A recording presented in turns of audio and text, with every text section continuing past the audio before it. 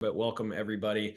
Of course, you're at the Hives for Heroes monthly meetup with definitely a special guest, and we are so glad that you are here. We'll just give a couple minutes for people to come into the waiting room, from the waiting room, and then we will get started.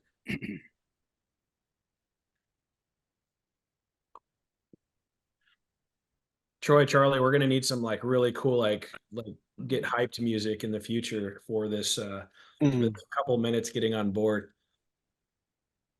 Oh man, we got Tom Bacon here too. That was very nice of him. He was able to support our beekeepers up north last month. Great story around him. So thanks, Tom. Got about 50 people here already. State leaders are here. We have, like I said, business owners here. Just a lot of really good people. I'm Well, just wondering if a certain Craig Midget is going to be in the crowd tonight. Or what did I know that one was coming? That should have been the standalone question itself, don't you think? I know, well, we a lot of people, and I'm not the one that came up with this, refer to him as Craig Midget in this area. Jay, that's Yeah. awesome. Maget. We do that at Target down here for Target. Okay. Make it sound fancy, put an E on it, pronounce it Dirte. Well, that's why we do it to Craig because he's not fancy or sophisticated. So we thought it was kind of funny to have that name like that. Or Uh, subtle. or subtle. You Yeah, exactly. definitely know when he walks into a room. That's for Yeah. sure. I just have to make sure that I tease him from afar. He's got a long reach. He does. Awesome. He So just said he's joining the call late. He double okay, booked himself. that's all right. He'll go back to the recording and check it all out. Mhm. Oh, we got the Busman family here. They were just over at headquarters today.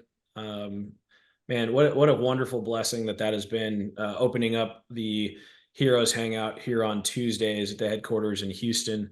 If you're ever available, anybody on the call, please come by. We had a newbie come in today that was just incredible. We're here, of course, to serve, and we're also here to have fun and get to know each other and have a great time. So, thank you all for being here as well. Awesome. It's 7:05, so let's get ready to go. If you're on the call and you're not on mute, please mute yourself. It just makes for a better experience and less distractions for everybody on the call. It's one of those kind of battalion briefings when it's like hold all questions till the end, right? And there will be time for that. We'll go into our national meetup.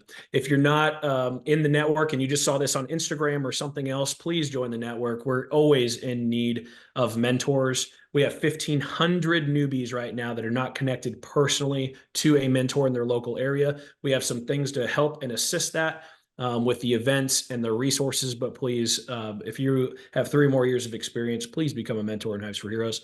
If you're not following on social media, please do that as well. Like, share, comment. The best thing that you can do in this organization is really just talk about it. It's a word of mouth organization. There's no marketing, there's no solicitation out there. So whenever you share about it, you're able to maybe meet somebody else in your network or connect somebody else in your network that might need the services in which we have. And please, we are a nonprofit. Donate if you'd like to. If not, that's okay too. We are here to serve you.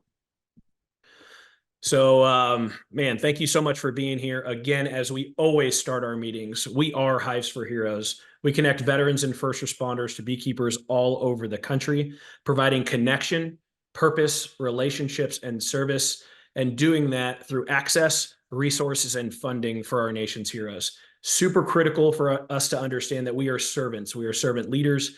Every leader on this call feels exactly the same way. We are mentors before anything else. We are people before that as well. And of course, we want to provide you the best experience that we possibly can. We work diligently on the back end to do so, spend a lot of hours and time, and it's just wonderful to be able to serve y'all. So thank you so much. We do have our newsletter. If you haven't subscribed to our newsletter, it is available online. You literally just go to the I think it's the upgrade, or if you're not already on the list, you should be able to do that inside of your profile. And basically, we'll just go through it right now. We won't show it, But again, 1,500 mentor or newbies in the organization that are not matched currently. We as a team do that every day. Charlie as an individual does that hours a day, literally wakes up at 4 o'clock in the morning and wants nothing better to do than to match you with somebody in your local area. That is a fact. We're not just saying that. He literally does that. So if you have any questions, please bug him. Please ping him at connect@hivesforheroes.com. He wants to connect you as much as you can. Again, we need your help with more mentors. Of course, we have a wonderful guest here today, which I'm so glad to be able to introduce as well. Again, we'll have the gift card giveaways as well.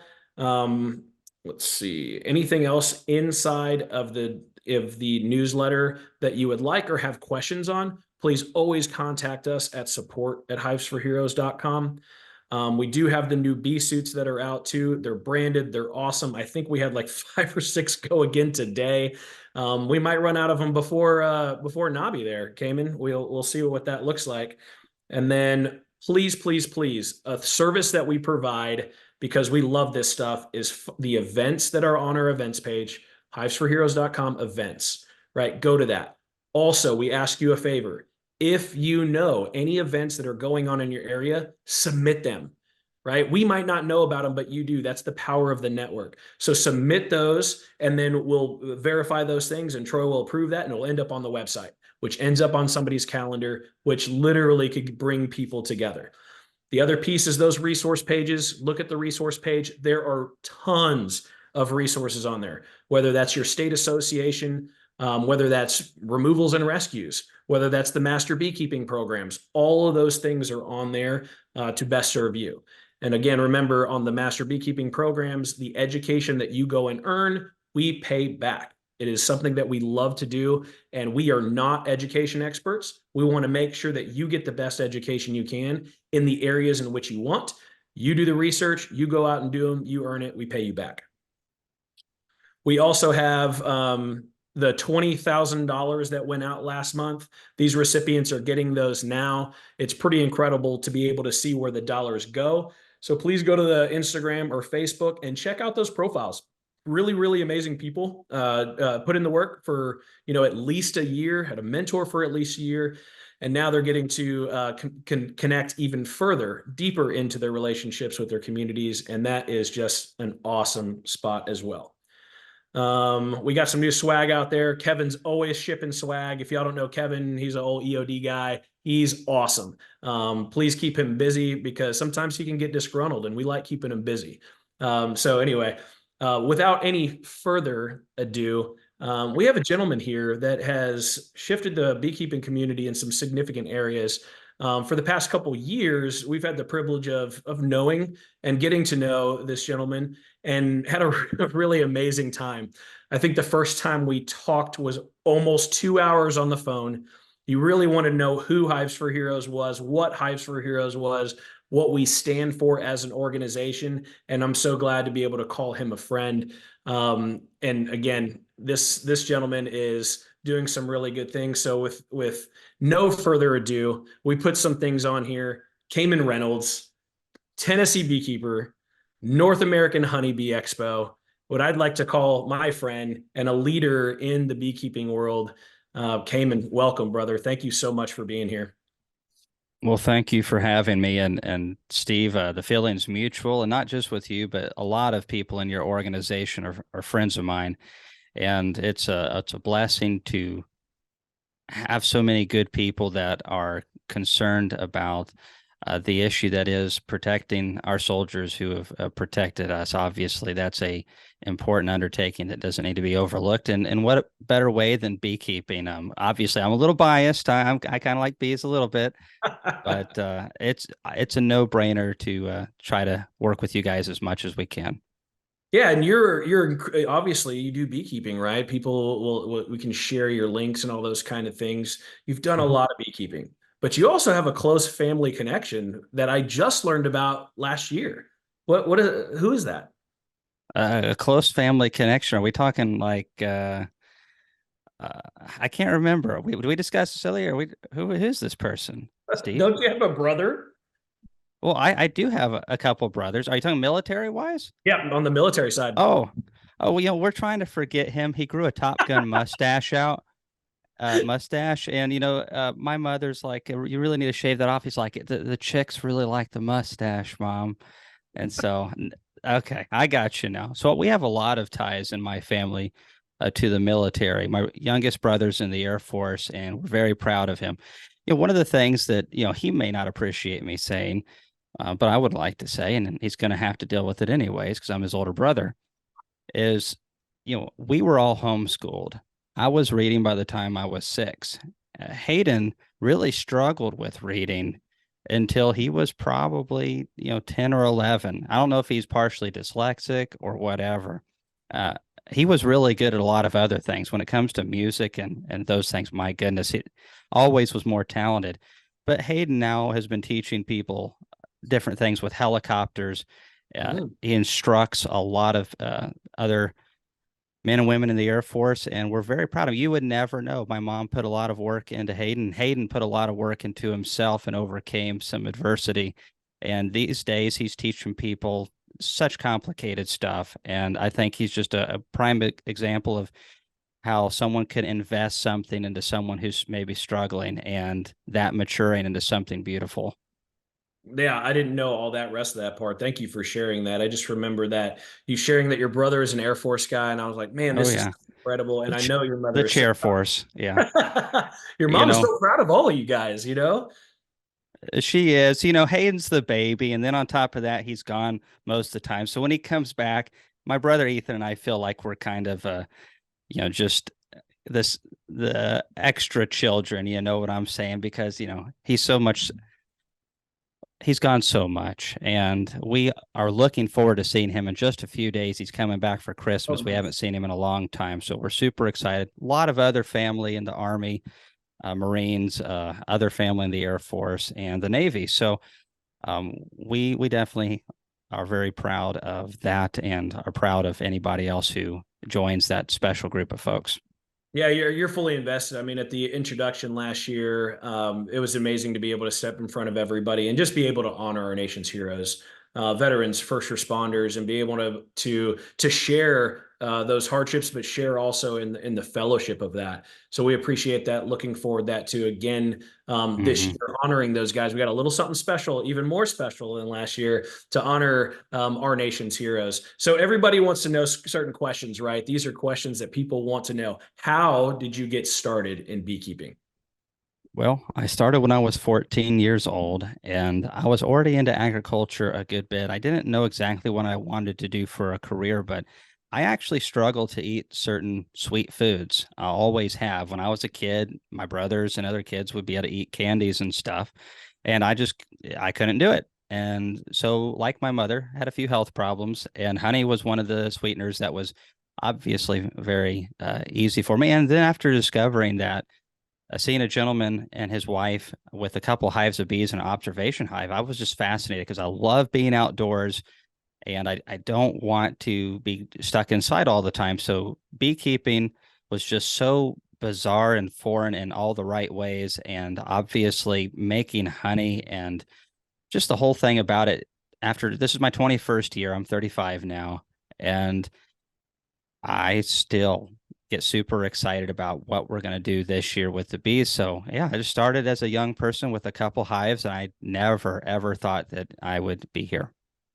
I know this person that's here. We talked about it right before the call, but there's another person that started very young, and you Mm, also run a youth program. There's this massive importance for us to be able to share and learn at a young age and grow into that. Of course, you know Blake. We hmm. talked that first time for hours, and you're like, yeah, I hadn't met him yet. And I'm like, what? And that's the Yeah, that's power, right. the connection and the network pieces. Like immediately we texted each other, and y'all took it from there, right? And Hmm. now y'all are pretty darn good friends, from what I understand. We're such good friends that I was talking to Sherry, who works for him, and she's like, so he's one of the speakers, just double checking you've got a room for him. And I'm like, of course I do.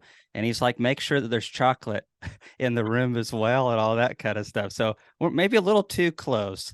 That sounds a little close. That's military close. That's Navy close right there. I'll tell you what. That's a little too close. Do you think I should have like a big old heart-shaped box of chocolates for him in his room when he gets there? Yeah, That would right probably there be at a the nice foot of the gesture. bed. Be nice. Yeah. Yeah, so Blake's a great guy all the way around, and definitely thankful for his friendship. And he started younger than I did, and so we definitely want to see more young people get involved as well. Yeah, people like Natalie, right? We can look at those young people that have been encouraged and mentored. Again, that's one of those questions that we're going to ask later. But mentored and then blossoming into something that has been really beneficial, not for themselves, even for general population, for people, right? For the industry. And yeah, I think he started when he was 12 or 13. Yeah. Now, you know, he sits on our board. He runs, and for those that y'all don't know, Blake Shook runs the bee supply, commercial bee supply, and Desert Creek Honey out of Dallas. He's just an incredible person, and they give back so much as well. A lot of those stories aren't shared. He does have a Thursday webinar that he does on learning as well. So if y'all are interested in that for just learning from really amazing beekeepers, obviously Cayman is here, and Blake's got theirs from TBS as well. So there's your getting started, right? Man, everything has gotten to a place where you're running bees, but now you're running this, you know, this massive conference. But there's got to be some adversity in between there. So, questions is, you know, this is already from Stan. What is your biggest goober? And then from our standpoint, foobar moment in beekeeping. So in relation to just the bee side of things, like keeping Just bees the bee alive. side. We don't need to know the rest of it. Okay, okay. Because I'm like, well, how long do you guys have?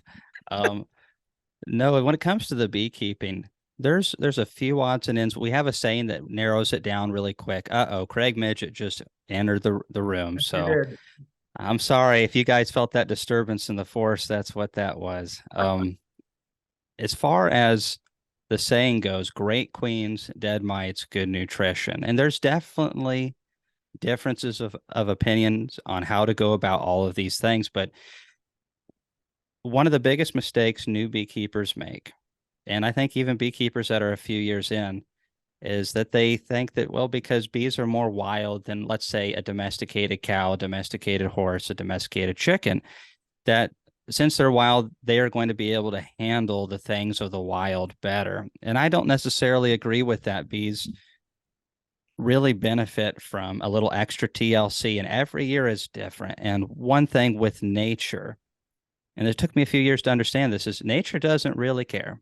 It doesn't. Some years it's going to be extremely generous to your bees, and it's going to be easy to overwinter. The food is there and everything works out. And there's some years where it's the total opposite. So as a keeper of bees, I want to understand what can I do to take those stressors off of my bees and to mimic the ideal conditions that nature provides. So having a young queen is really helpful. Understanding also that bees perish fairly quickly, that the average bee only lives it's under 2 months for the average bee, so things can happen fairly quickly if we don't check them semi regularly. So I really like the idea during the season of inspecting every other week and always planning. If I want 3 hives, well, let's go ahead and have 2 good nukes with some young queens. We either split ourselves or maybe purchased a queen from Blake Shook or somebody else, and we have these backups because we've got to view them as what they are, and they're a short-lived creature.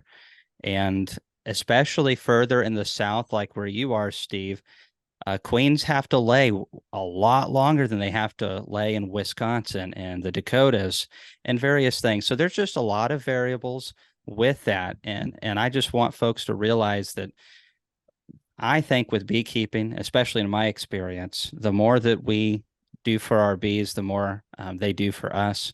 And I also believe that's the same way with people.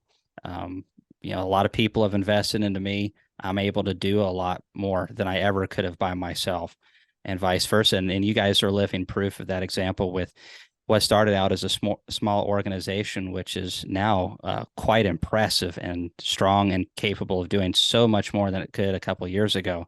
So there you have it.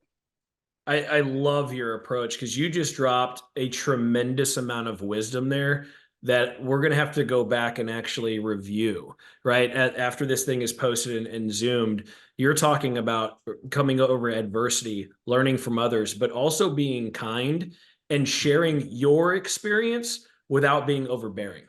Right. So a lot of new beekeepers that are here from different people. And one of those adages that we all love, of course, is ask 10 beekeepers something, you'll get 13 different answers.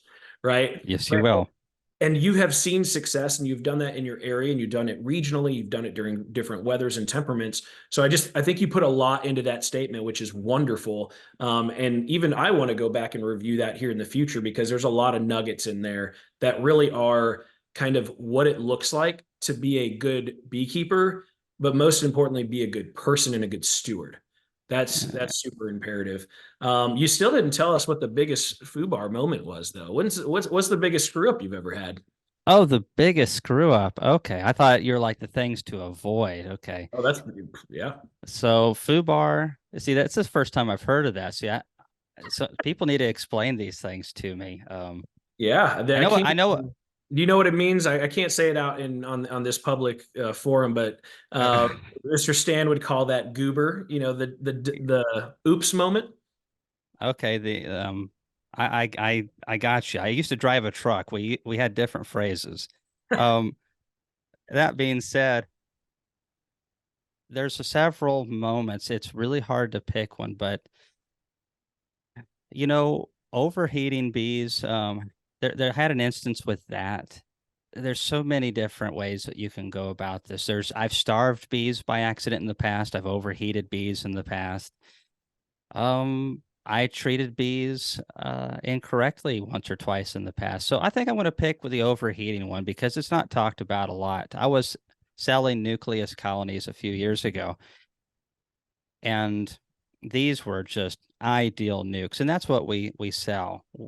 Our goal is to sell 3 good frames of brood. I mean, really nice frames of brood, and then a partial frame of brood with food and a frame of food that's like being half drawn out on the other side. And that way, it's just exactly what you pay for. And we usually are growing these in like a 10 frame box, so we can pull exactly what we want. When we're pulling from them, they're about 8 frames of bees, 7 frames of bees, so we can get the customer exactly what they want. And I just saw that comment down there. It's hilarious. So they were really strong. I didn't think, though, it was going to be a problem at about 78 degrees Fahrenheit transporting these bees. But there were so many bees in these boxes, and bees are so hot natured.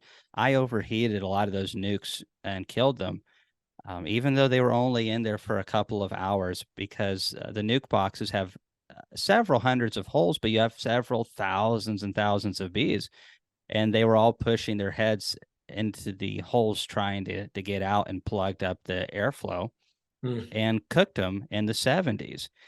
And I would rather move bees at 30 degrees Fahrenheit than to move them at 70 degrees. It's not that you can't do it, but it's trickier. So now in a Jester nuke box or whatever we're moving bees in, we cut a square in the top of it and put a window screen in it so that heat can just pull right out of that top as it naturally wants to go out. And we've never had a problem since. But that was like a $8,000, $10,000 lost moment. So yeah, FUBAR, baby.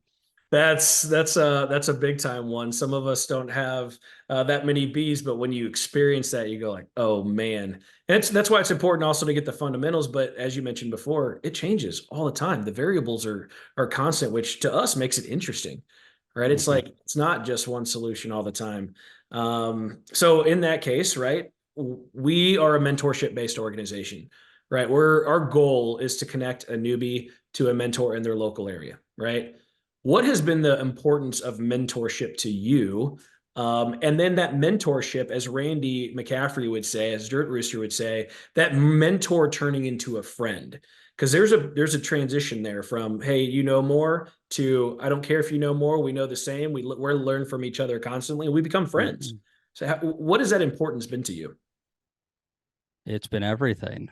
I mean, I wouldn't be here. It's just all there is to it. It's not trying to speak in like a cliche or anything like that, but it's just fact. I mean, anyone who has been in the military, like you all, will know that you can do some things as an individual, but as a unit, there's so much more strength and protection and there's so much more power. And so with myself, having mentors, and I have mentors right now, I have several. And that is part of the reason that I'm having the success that I'm having, is because the people I'm surrounding myself are smarter than me, and they have skills that I don't have, but I'm able to learn from them and share with them. And I've helped them out in a few ways. Some of them have called and said, "Hey, Cayman, I've got some social media questions." And then I refer them to my wife, who does all of it. um, and then sometimes they'll have questions about, "Hey, this company came in," or "Do you know this person?" I'm like, "Yeah, they're the Hives for Heroes. Everyone besides Craig with them is a really stand-up person." And so I can give people lots of advice, and it's really been amazing and a surprise to me how many companies call me on a regular basis for product reviews, recommendations on working with other companies, because knowledge is power. And so when it comes to needing a mentor, everyone needs one.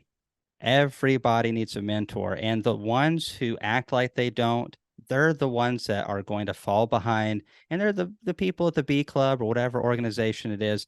They're no fun to be around. I just went to the American Honey Producers Association. Those guys are running like 10,000, 20,000, 30,000 hives. These guys, some of them third generation beekeepers, some of them started from scratch.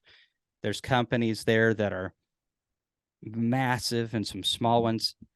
I was learning so much on that trip, and I was able to have a dinner with Blake and Corey Stevens and a few other fellows. Oh yeah, Corey's a good guy. He's hilarious. He's a good friend. And Randy Oliver sat down, and Charles Linder, and Joel with Cream Pow, and that trip cost a decent bit of money. However, what I learned at that table was worth everything that I paid, and that was only like an hour and a half, and I would pay that money again for that kind of experience. So I highly recommend that everyone take advantage of getting a mentor, become the type of person that you will make friends. And there's to, to have, I'm paraphrasing here, but basically to have friends, you have to first find yourself friendly. I'm not saying it quite right. And I think that if we can be the agreeable person that can do that, we'll be able to do so much more in the bees, because just like a colony, I mean, it's not one bee doing all the work, Amen. So that's all that I have to say on that. Yeah, the strength of the hive is each other, and that continues of being able to produce. And in our world, the production is being able to be good stewards again. And as you mentioned, there seems like there's big names in there, right? You dropped huge names in there on the social media side. I thought it was funny because I would go to Jose Uribe, but he would send me to his Yeah. wife, right? Yeah. The California beekeeper. And so what I heard there was, as big as these names are, the ego gets dropped. It's the Yeah. You got to drop humility, the ego. and it's the humility and connection and friendships and true peace there that outlast everything. Because I'm telling you, you could be the greatest beekeeper in the world. Awesome, good for you. But there's also a lot of things to say, like, you're a really good human, and you've done a lot for the organization on our level. So, and we're really grateful. But again, you've also done a lot for the youth, right? There's youth Yeah. scholarships at NABI that are going to be available. So I encourage anybody to contribute to that as well. Go to the website. I'm sure that will be shared here in a little bit as well. And now, as we're getting into like a little bit more beekeeping questions, so thank you for your openness and what you've already spoken about. Getting into these beekeeping questions, we're all over the United States, right? So it's about 4,500 throughout the United States. So all those geographical areas are different. So in Tennessee, because that's what you are physically there. What are you doing in Tennessee right now in your apiary today? And also, what advice would you have for people in that region? All right. So in this region, and I think this time of the year, a lot of the work is fairly similar. It really just depends on temperature, and there are some variables, but especially for Tennessee and the surrounding states, the type of work that we're doing is, hey, if we get a day that's like 55, 60 degrees Fahrenheit, we can get out there and check some colonies and see if they're light. That doesn't mean we're digging through and pulling every frame. Quite the contrary. We're just going in, popping the lid, and only if we need to. If we already know they have plenty of food, well, then we're not doing anything. But we can get in there and go, okay, this hive was light last time. Let's double check. And yep, sure enough, it's light. We can put some fondant on there. We can make our own sugar bricks. And the sugar bricks, it's 10 pounds of sugar to half a cup of water. You can get a drill and a mixer and just stir that up, or you can do it by hand until it has the feeling of like wet sand. And then you can pack that into trays, stick it in your oven at about 150 degrees for about 2 hours. And that makes a fast brick. Now you can set it next to a wood stove or a very dry area, and it'll take a little bit longer to not have the extra heat of just room temperature. But we can apply feed this time of the year. The other important thing that we need to do is oxalic acid vapor treatments if we are deciding to treat for mites. And I personally recommend that. We are going to treat with 2 different rounds of oxalic acid vapor in December. And what we're looking for is days that are, if possible, 45, 50. If we can get a day that's 60 or 70, hey, even better. We don't want the cluster really tight. We want that oxalic acid vapor to be able to permeate through the cluster. Hopefully there's not one. So a warmer day is better. And then that's going to coat the bees. And if there's no brood or very little brood, that's going to take the mites to the woodshed and help get our bees clean so they can perform better for the next season.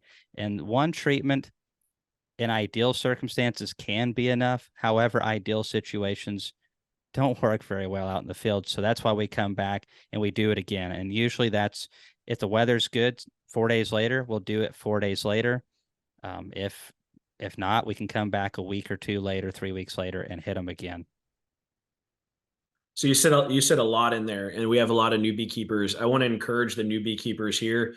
Don't get overwhelmed, right? These are things that we've learned over time. And when you start listening to these really brilliant people, so you have a couple paths in the regular world, right? You have the education side, which is awesome, and you have practical side, which is awesome. And what we'd like to do is meld these, right? Mesh these together of a practical application educated individual that's able to do whatever they want, remove all barriers in life for what their success levels can be. So when you listen to these guys and girls that are just literally top-notch professionals, I'm just trying to encourage you, don't get overwhelmed. The more you listen to them, the more you'll see, the more you see, the more you learn. And the more you get into the bees, in my personal opinion, you will find what you just heard is something that you experience, and that experience becomes what you are capable of now. So again, for the new beekeepers, don't get overwhelmed, and ask mentors, ask us at headquarters, look at a lot of videos, books, etc. There's tons of resources out there. But that was a lot, and that's just Tennessee. That's just this month time frame right here. So what would you have as advice for people that are going through right now? That's what you're doing. How would you encourage somebody that might not have all those tools and assets, right? These are things that you've learned over periods of time. Sure. Well, the main thing is feeding. That's the biggest concern is, winter. Early winter's not a big deal for bees. Once they get real pollens coming in Tennessee, that's February. We usually get our maple flow about 2nd or 3rd week of February. That's when the bees, it's do or die moment, and they are going to start rearing brood, and that brood has to be kept in the low 90s. And so it takes a lot of honey or a lot of sugar syrup or whatever to be able to keep that temperature up. So having plenty of food is very helpful to your bees. Also protecting your equipment. Maybe you have a dead out or two, and don't worry about that. When I started out early on, I lost bees, and you know what? 21 years later, I still lose bees. And, it's part of it. And again, for anyone who's new, consider beekeeping quite different than probably anything else that you've ever done. There are some similarities. Everything needs a good habitat, home. Everything needs good nutrition and food. However, if you've raised cows, if you've raised chickens, if you raised horses or anything like that, they live for a long time, but eventually a cow is no longer good at reproducing calves anymore. It's just not good at it. That happens to bees too. Queens get old, except queens, especially the further south you go, rarely give you more than 2 full seasons of great productivity. And many queens don't even last that long. If you don't mark your queens, it's amazing how often they'll requeen themselves. And you don't know, but plan on things happening. And then if it doesn't work out, remember you're a new beekeeper. This is part of the journey. And don't beat yourself up over losing your only hive or the only 2 hives that you have. It's happened to everybody. I've Yes. talked to guys like Bob Binney, Michael Palmer, Blake Shook.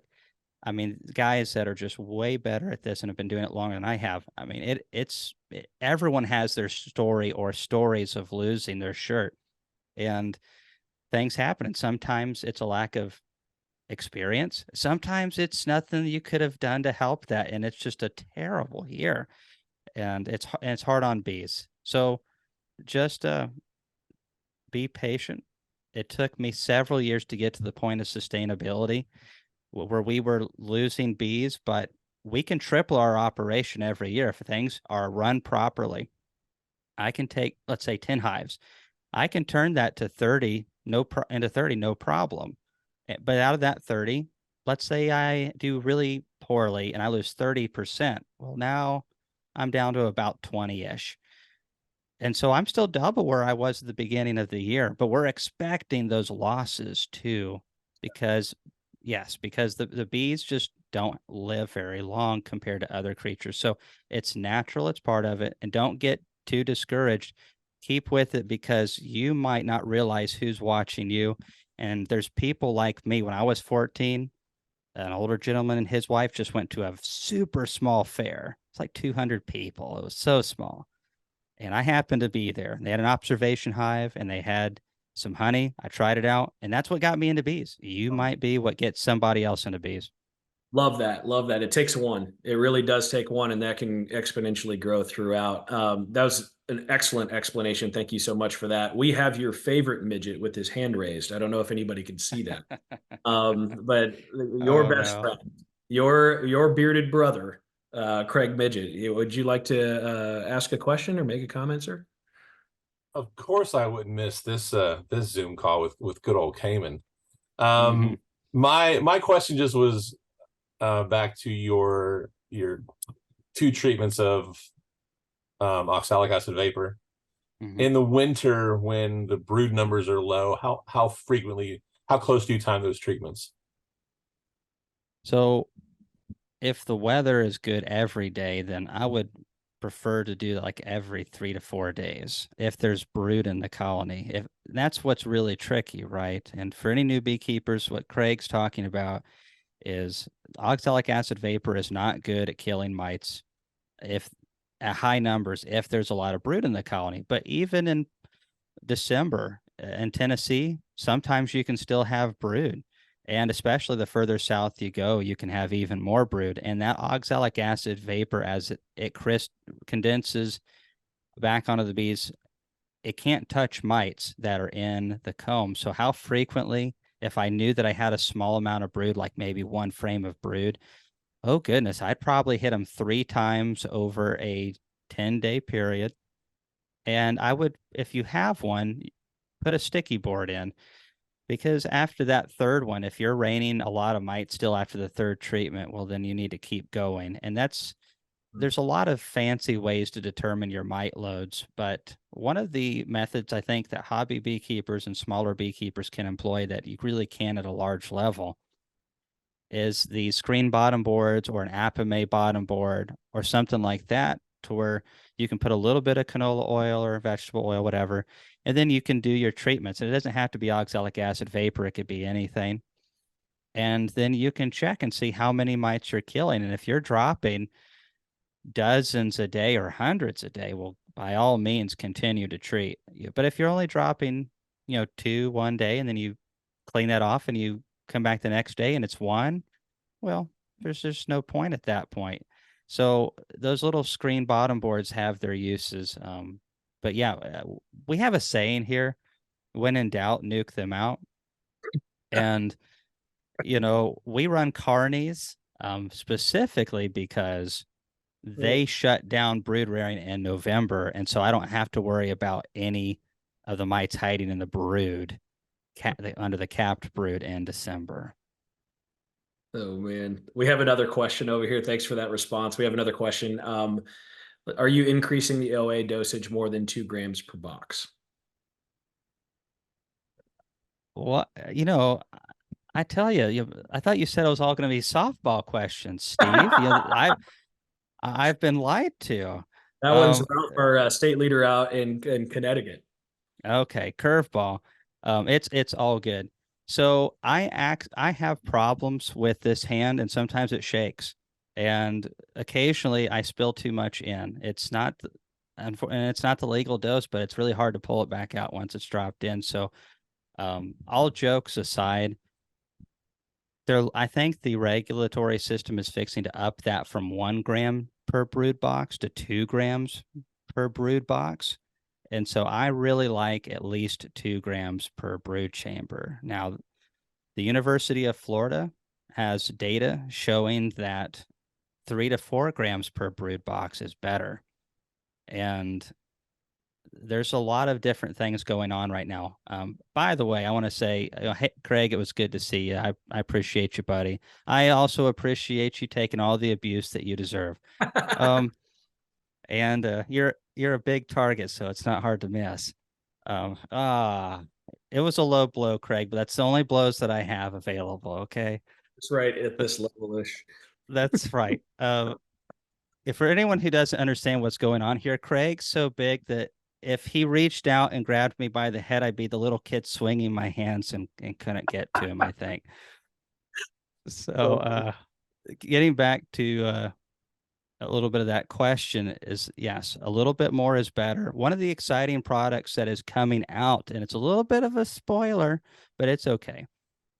Vita B Health that makes the ApiGuard product is working on getting a product that is an oxalic acid glycerin strip that can be hung in between the frames, and as bees cross and over and touch and rub up against it, it applies oxalic acid, and they're working through getting that approved in the US and then on the state level. And my understanding is they basically have it done on the federal level. It's now just going state to state. And so that's an exciting one because oxalic acid is in the foods that we eat. Vegetable glycerin is very clean, and they're using just cellulose as a carrier. So very excited about that. It's something that's very natural and organic to the hive as far as there's oxalic acid naturally in honey.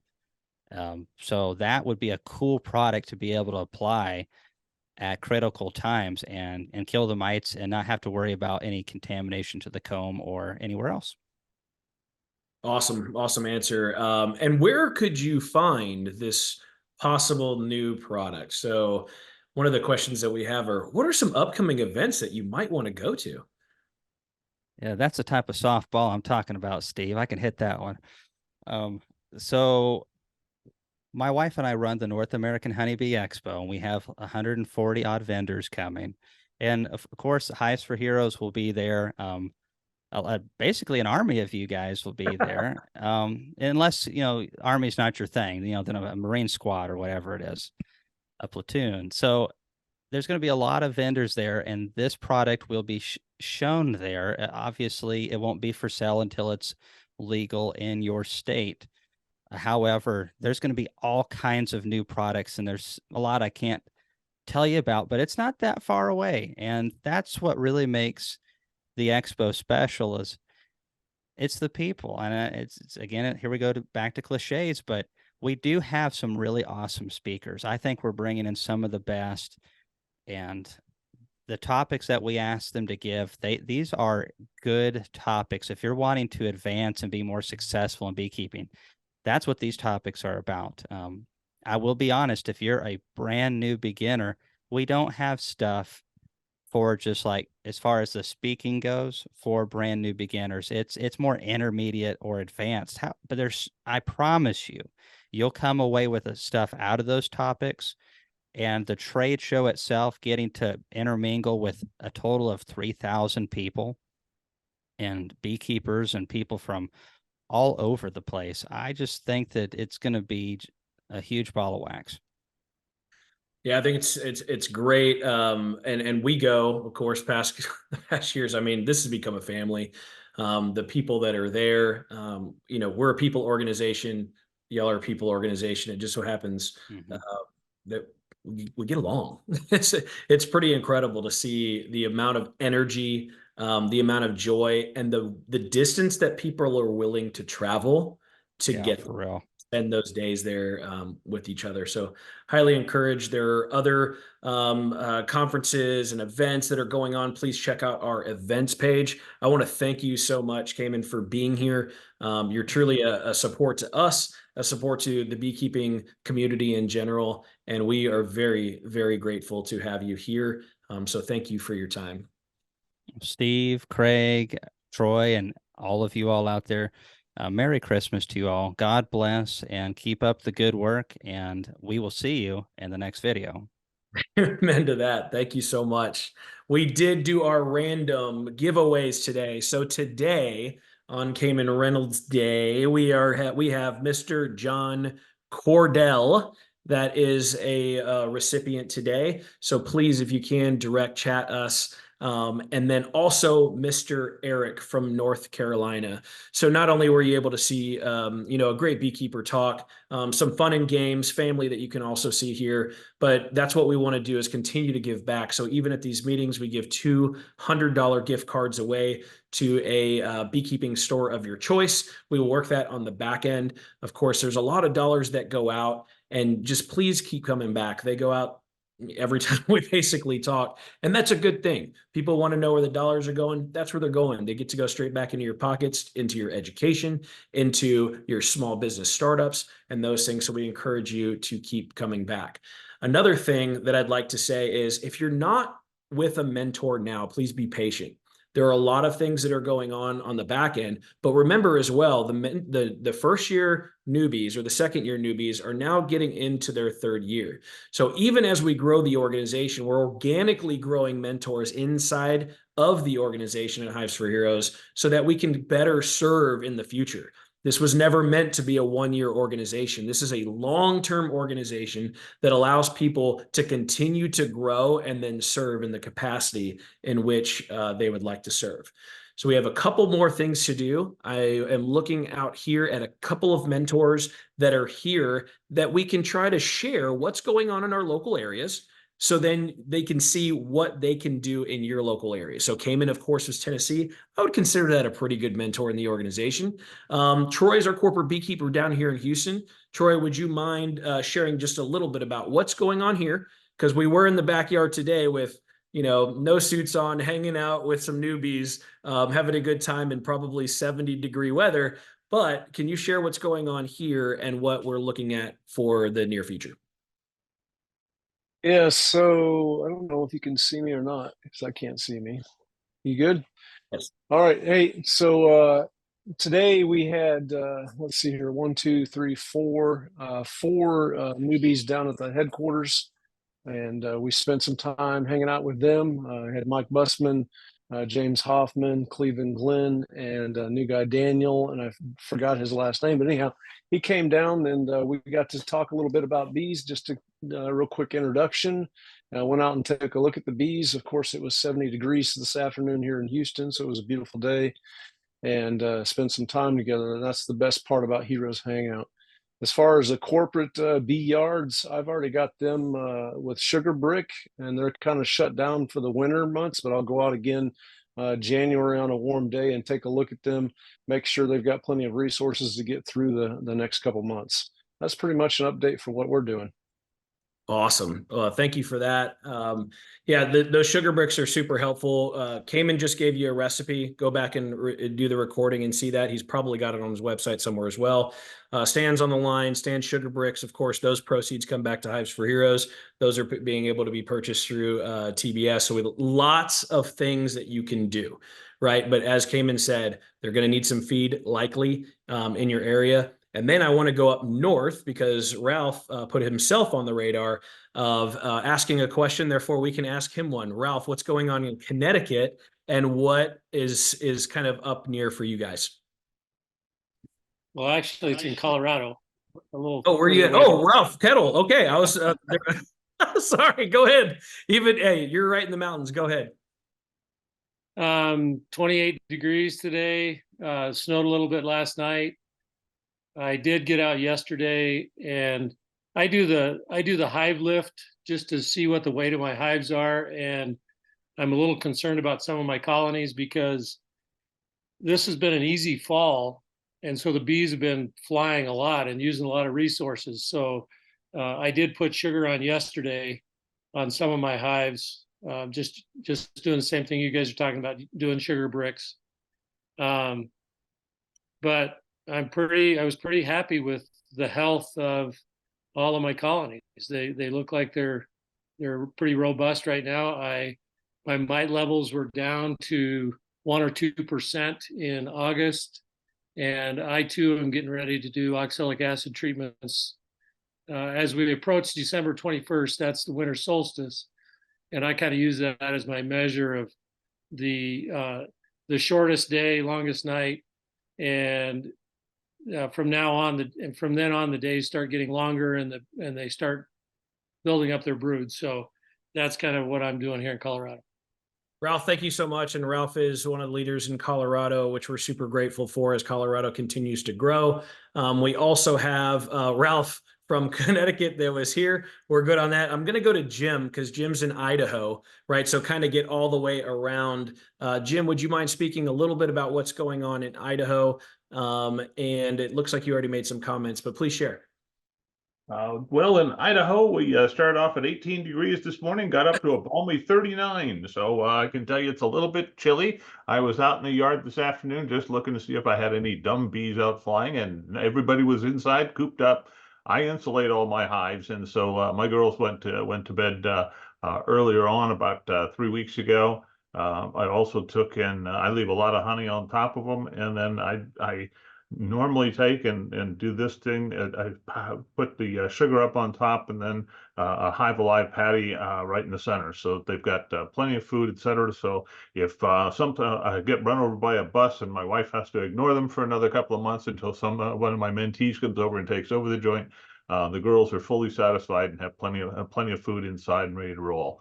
One of the key things I look at is usually about every 2 weeks during the wintertime, I'm not taking the top off, but I make sure I've got an opening in the bottom, and I can reach in and use basically like a coat hanger, but a thicker metal hook, and I clear out all the dead down at the bottom. So that way the girls can get out.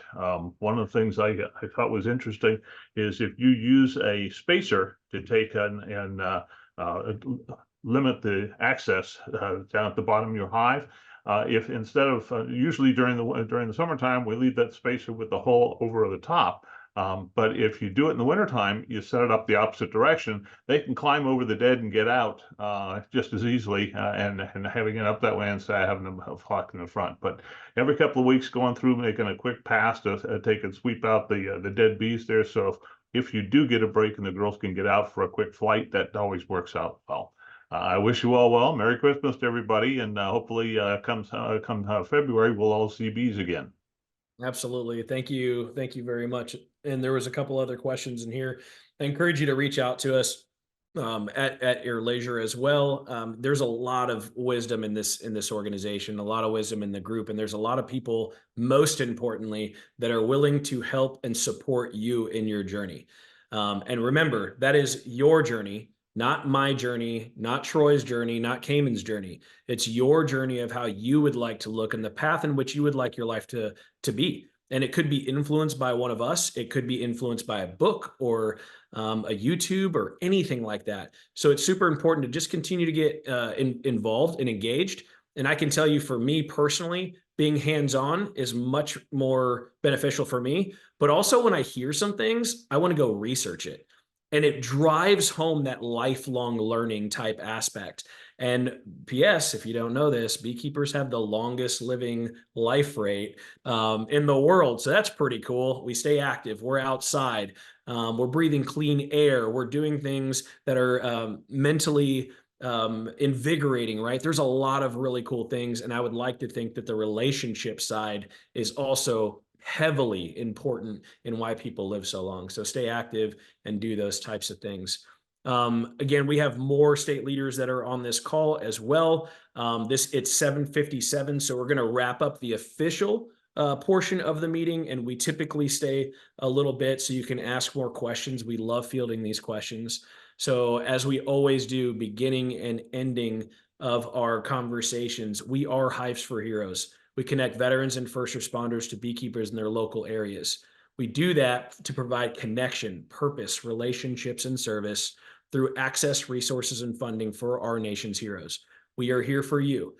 Thank you so much for being here. We are very, very honored that you are here. Thank you to Cayman for being here. Thank you all to all the leaders that spend so much time that are here on this call as well. And again, everybody can drop off. That's the official portion. And we will stay around for a little bit more activity because I know there's probably some more questions that are here.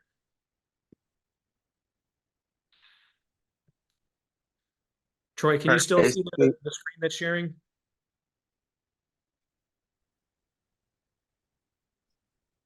Yes, I can I'm see your sorry. screen. Okay, perfect. Oh, I'm gonna sharing. All right. So turn yeah, off if you have any this. questions, please reach out. I think that was Fox Valley Beekeepers. You have a question? Having a bloom here, Braves bringing in pollen. Yeah, we're bringing in pollen. Sorry. I was just saying I'm having to sign off, and see you guys next month. So Merry Christmas and Happy New Year, and I'll see y'all next year. Y'all as well. Well, Thank yeah. you. All right. You guys take care. Awesome. All right. Hey, Bye. Steve and Charlie. Steve and Charlie, this is Marty from Hey, Missouri. how's it going? Charlie, Pretty good. this is the Yeah, man. Charlie. Man. Yeah. I went ahead and reached out to that newbie you sent me to the other day. Haven't heard back from him, but anyway, I just letting you know that. The other thing is, I was going to say, last year I was trying to get to the Hives for Heroes at the Hives Hive Alive conference, and I couldn't get into that because I was on the reserve list and never got in. So I'm going to be there this year. So Yes. if you need any help, let me know. And Yeah, I'll be there this year because I got my ticket. We're reaching out to you, brother. We were talking about you the other day, kind of behind your back, but in a good way. We'll put it that way. Okay. Well, Yeah, I Marty. will be there. I'm also helping one of our local vendors too. But either way, I'll be there. So I just thought I'd let you guys know. So Yeah, Marty, we're splitting forces this time. What we're doing is Steve is taking 90% of the herd and bringing them to Kentucky, and I'll take the other 5 to 10% and bring them to Tennessee. So I'll be live with Alberta out of California and a couple others, and Steve will have the whole flipping herd up there in northern Kentucky. We're gonna leave. Yeah. All right, Steve. I'll see you then. All right. And Alberta's on the call too. That's your California state leader. Again, there's a lot of great leaders on this call that y'all are seeing. And hey, thank you, Marty. Like I said, we were just talking about you, so expect a phone call and an email soon. Thanks. Okay. Let's look at this. On the side for tickets to Nabi, I would say somewhere around, I mean, it's probably anywhere between 50 and 70 at this point of just Hives for Heroes that we know of. And there's going to be other people there as well. Such a great time last year. And there will be, some after hours action type things as well, kind of dinner, hang out, do things of that nature. And we'd love to coordinate a photo. We'll be bringing the banners as well. We'll have a very large spot. I think it's like 30 by 10. Troy's setting all that up.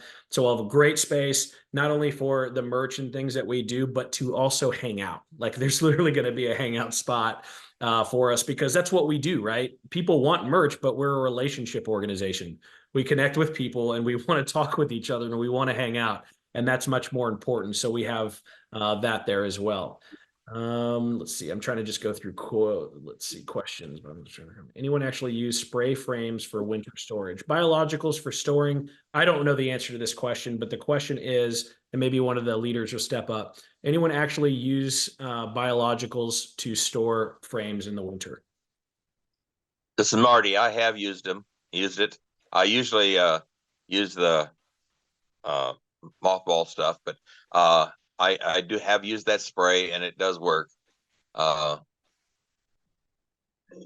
It's pretty reasonable too to use.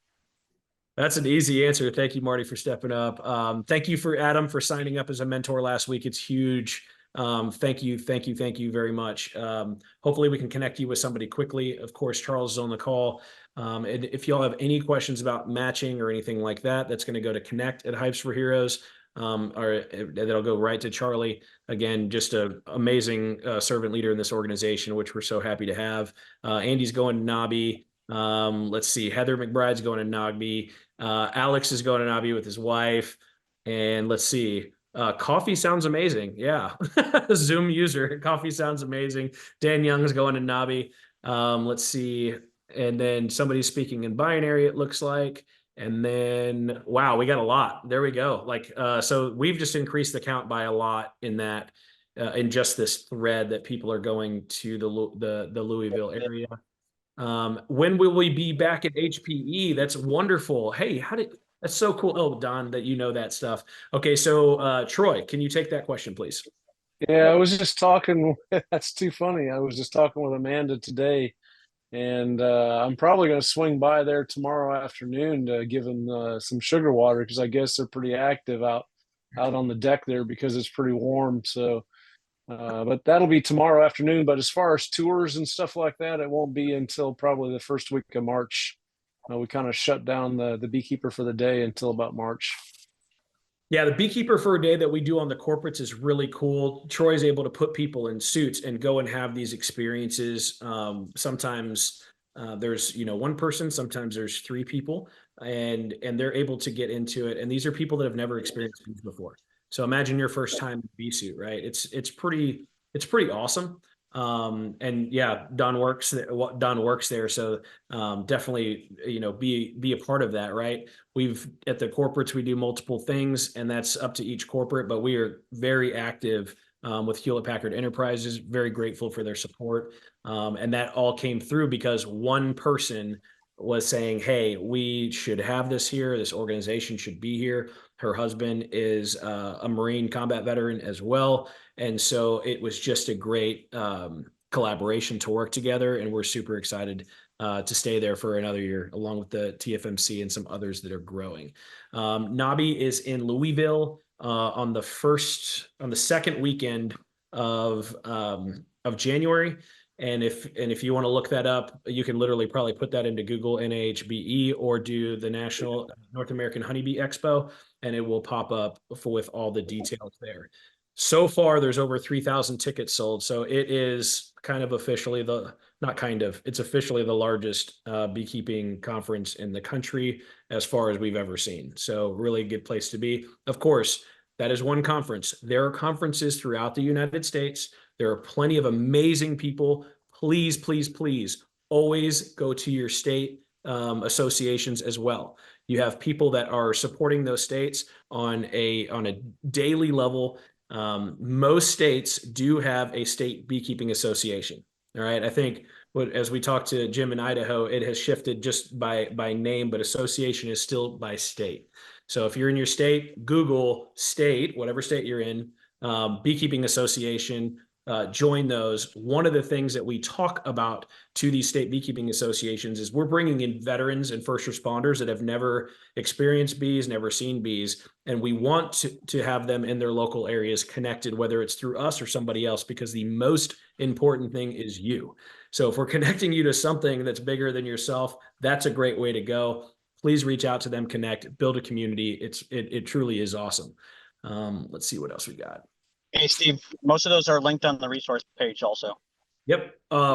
Great point. Please go back to event page and resource page. It's just hivesforheroes.com. Resource page has all the state beekeeping associations that are there. And then also the national beekeeping associations that are there. There might be something that you're really interested, like a Bee Informed partnership or things of that nature that are out there. And there's tons of education that's available to you. Some of it is free. Some of it is at cost. Again, if it's at cost through a master beekeeping program and organization, we will pick that up upon successful completion of that. All right, we got Don's going to sign up, which is going to be great. Auburn is a good one. Thank you for saying that, Ken. There's the ACES in Clanton in February. If you're on, Ken, do you want to talk about it, or you just want to put that out there? Yeah, it should be the first week in February. It's the ACES. What it is the Alabama Co-op Extension and Auburn University combined. They do a conference in the winter, in addition to the Alabama Beekeepers Conferences in September. So it'll be kind of the same as the ABA classes that they can sign up for and go to, and there's going to be a vendor area. Perfect. Thank you. There's also the ABF conference that we will be at. I think it's the third week in January. If I'm not mistaken, it should be on the calendar as well. Thank you, Troy, for dropping that in there. That's hivesforheroes.com/events. And the events pages are in there. Again, we also need your support. If you know of an event in your area, please put it on there. If there's a cost to it, that's fine. Put it on there. Not everything needs to be free. Give people the option to go to things, right? If they want to pay for it, great. That's awesome. But it's really nice to be able to see all the different conferences and education standpoints that are out there. I see David's in Iowa. He's going to the Hive Life. So it's the Hive Alive conference it was actually in New Orleans area at the end of the last year. So it's Hive Life that's in Tennessee in January.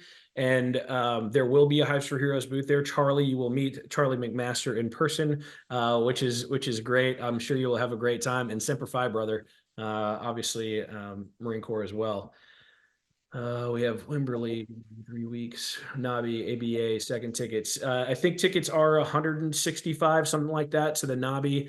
The way that it is presented is it is a very large conference. There are a lot of vendors out there, and the vendors that are there are doing pretty significant discounts because they know there's a lot of people that are there. So I don't remember who it was last year. It might have been Matt.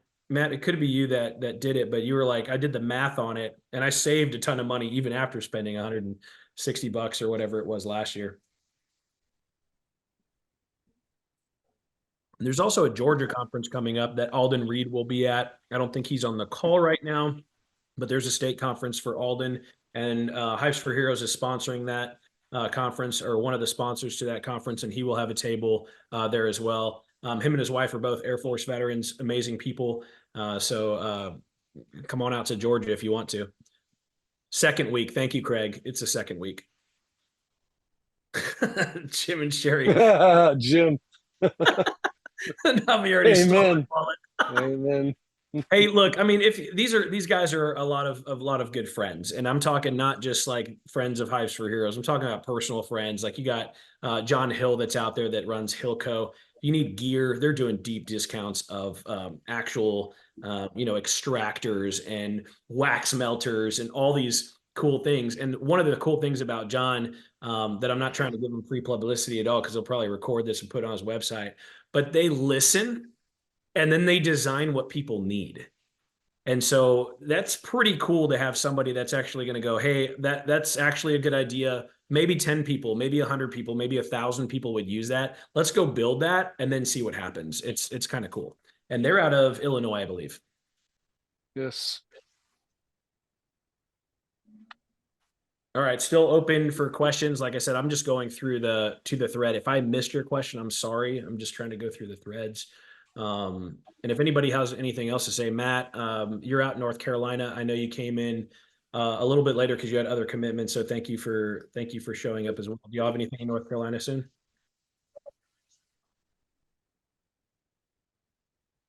John, where's the sweetest? That's his video. Yeah, that's just true.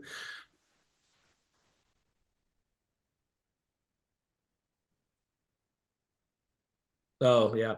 Oh man, there's Ron and Katie. They're the Indiana state leaders up there. Thank y'all for being here. Ron's got a great story. If you ever want to listen to his story, reach out to him. Great family out there and doing really good with Arc Hives Apiary now out in Indiana. You can have more than one mentee, Helen. Yes. Thank you for that. Because again, it's not a high commitment type thing. It's not like you're taking somebody under your wing and feeding them for a year. This is whenever you are available. It's truly about the friendships that come from it. So if you're meeting maybe once a month or, twice a month, and then it obviously increases during spring and summer, that's okay. Like it's completely cyclical. And it's really nice just to have a friend and somebody that has the same love that you do for bees that are in your community, right? And that's the important piece. You don't have to be the greatest beekeeper. It's okay. But it's really nice to have good people around your area and just hang out together. Yep, they have just to mentor partner up with some. Oh, perfect. That's awesome. Man, Charlie, can you talk about the connections that you've done probably in the past month and a half that have, I mean, it's a lot. Or just share what you're going through. Also, the need for mentors.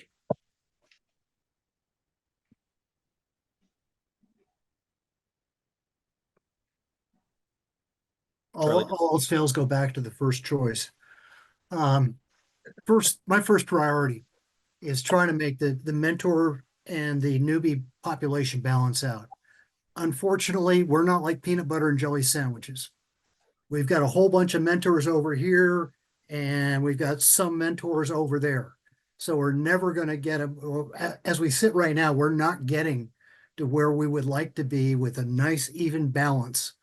So it's kind of like I'll say it's a Dairy Queen Blizzard with a crappy mix.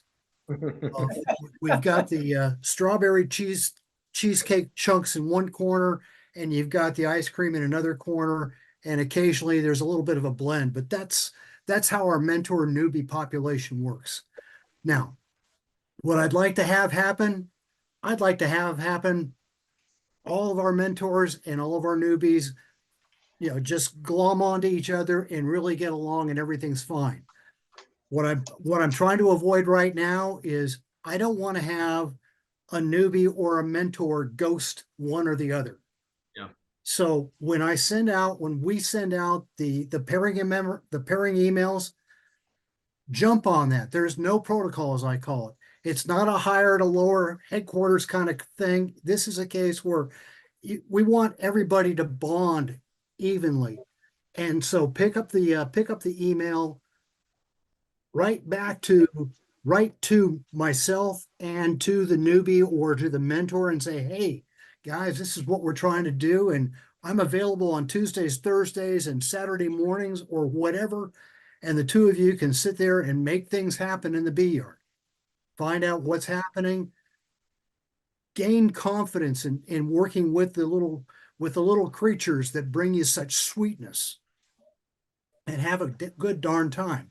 Now, as far as making things happen, over the past, let's say over the past 3 weeks, we've done probably about 75 pairings. And that's a heck of a lot of people to shake hands, come together and shake hands. It isn't a perfect process. One of the things that we'd like to make better is the feedback. And we need you to tell us how you're doing with your mentor, how you're doing with your newbie. How are things going? Can you take on another newbie? If you can, let me know and I'll go find one. And let me see, where's our new stud from Louisiana? He was on my front paper, front screen. We do have the problem sometimes where we don't have a newbie to give to you right away.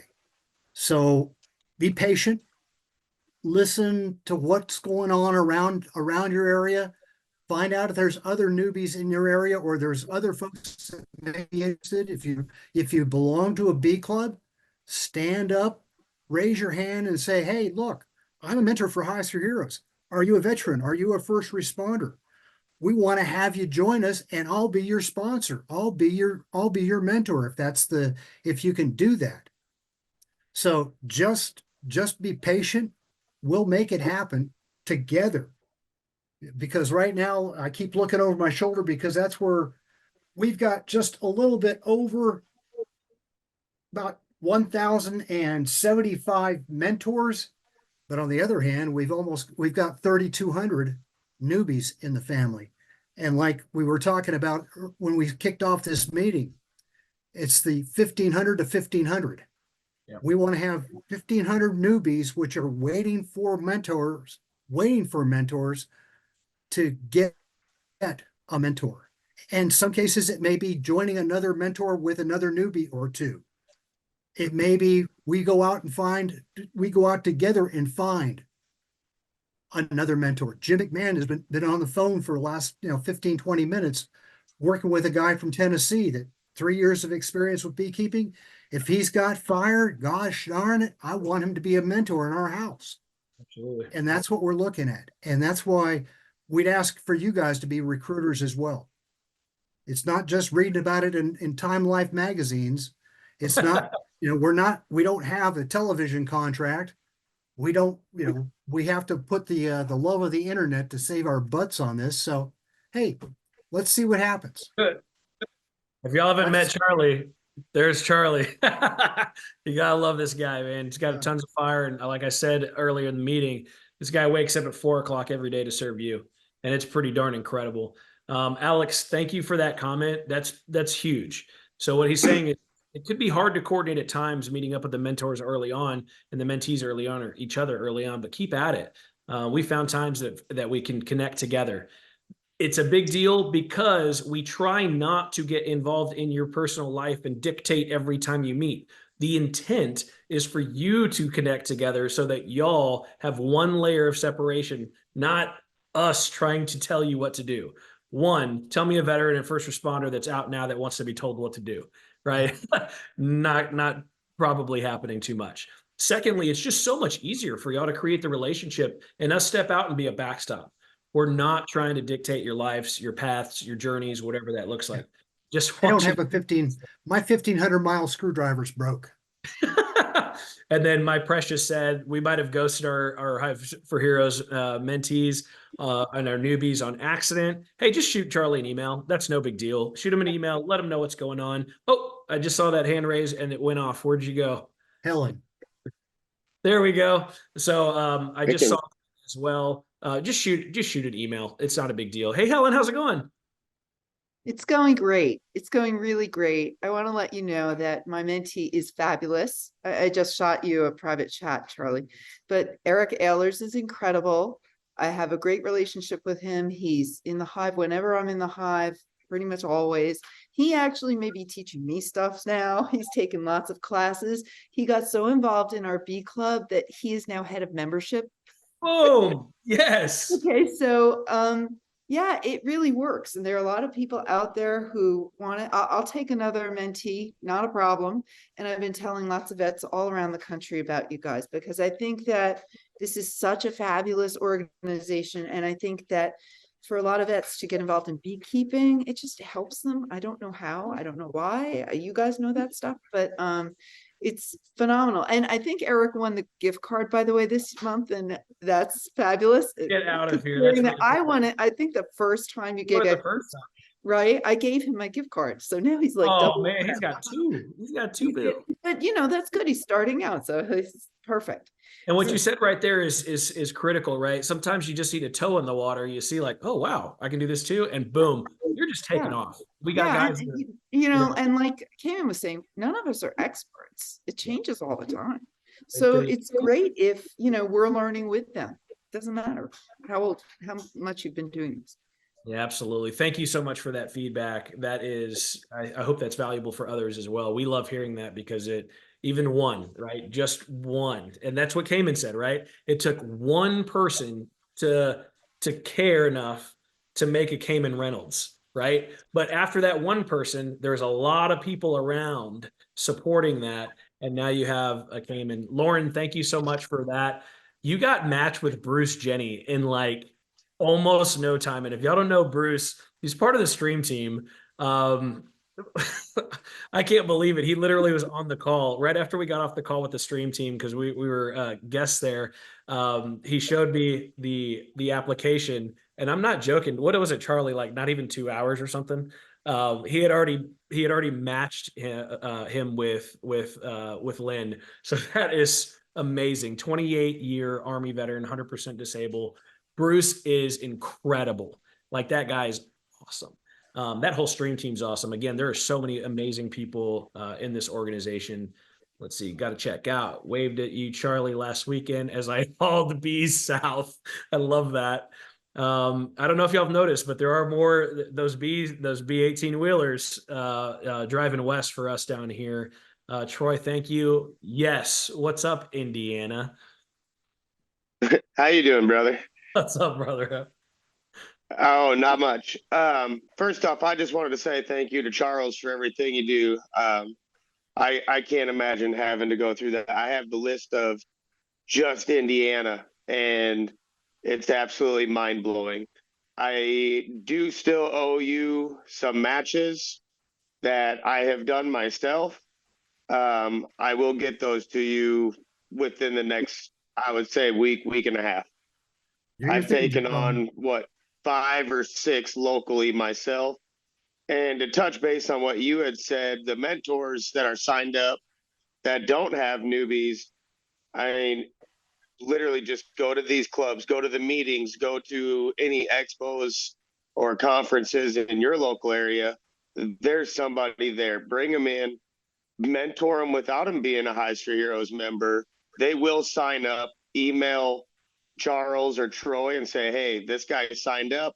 He's under my wing, and you made your own match. That's man. That's right. Now, there's one guy here that I'd like to say, Scott Tanner. He's taking that job on for us in Colorado. He's given a great hand to Ralph Kettle in pulling the team together there. I mean, it's one of those guys that just makes things happen for us downrange. Thanks, Scott. Thank you. I don't know it. I don't know if y'all are looking at chat, but this is pretty funny. I don't want to be an expert. X has been spurt a drip under pressure. Just want to be a professional, always learning and growing. I like that. I have to put that somewhere, Nick.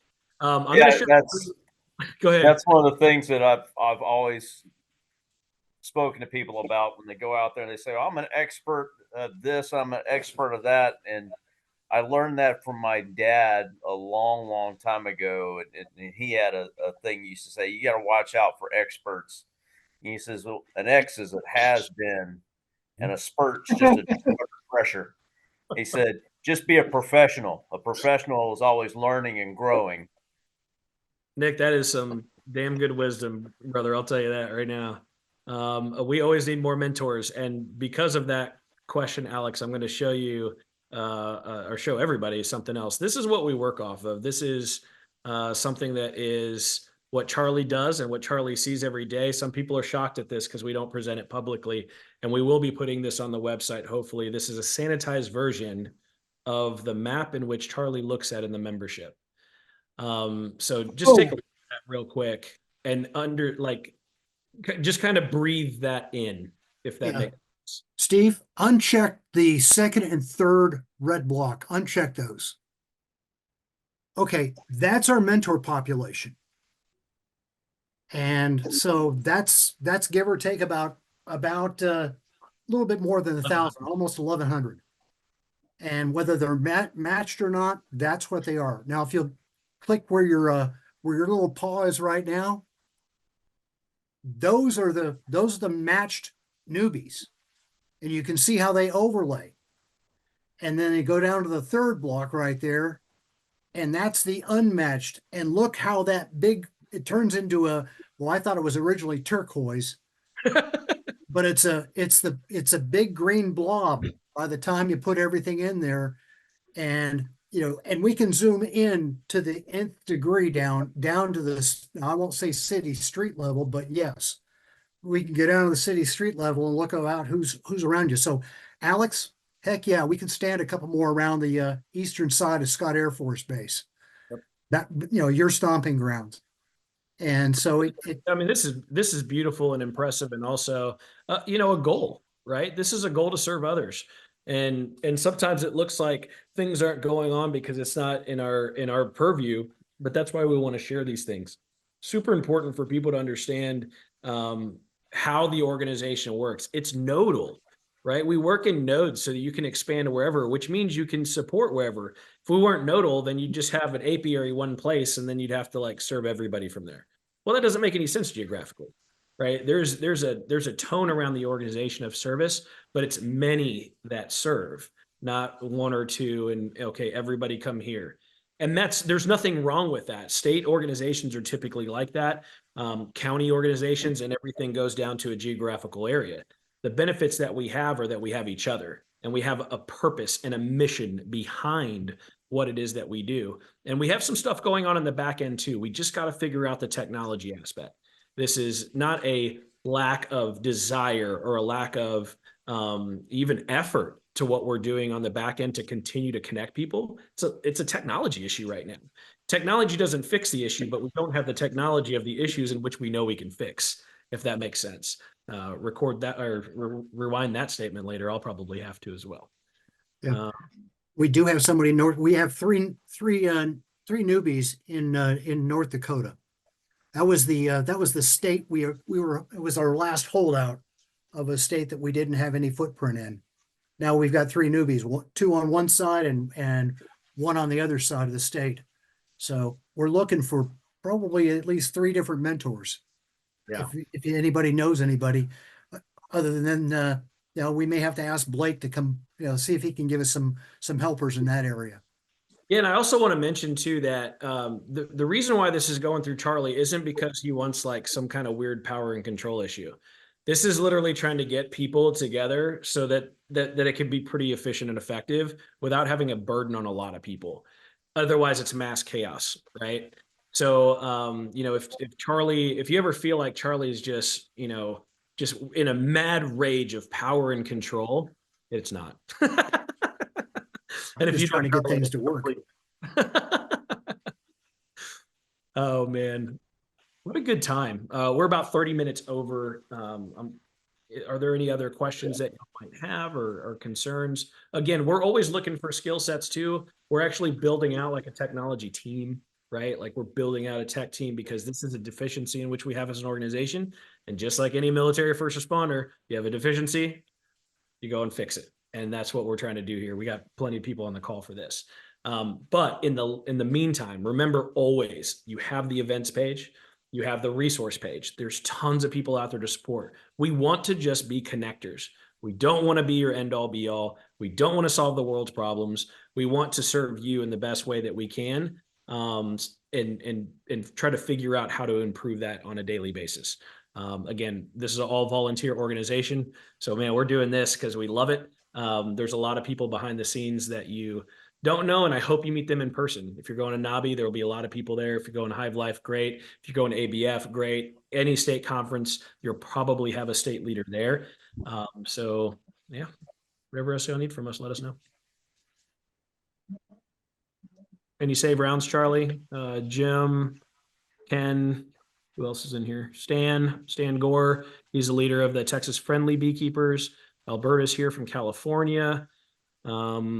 And Texas Friendly Beekeepers isn't just for Texas. So if you like that, that's on Facebook. Will Reburn, he's our Kentucky state leader.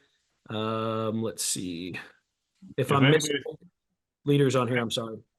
If anybody's going to be at American Beekeepers Federation in January, make sure you look me up. I'll be there wandering around, and I'll be happy to chat with you. Good. Well, we have the table there, so hopefully we'll be hanging out, and I think we all wander around, right? We all wander around. Yeah. Awesome. If there's nothing else from you guys, we'll call it a night. It's thank you all so much for being here. Again, any support that you need, support at hivesforheroes.com. If you're on Facebook, please go to the Facebook group page. You know, tons of things that are going on there. And we're just happy to be here. Oh, Amanda's here from Florida as well. Awesome.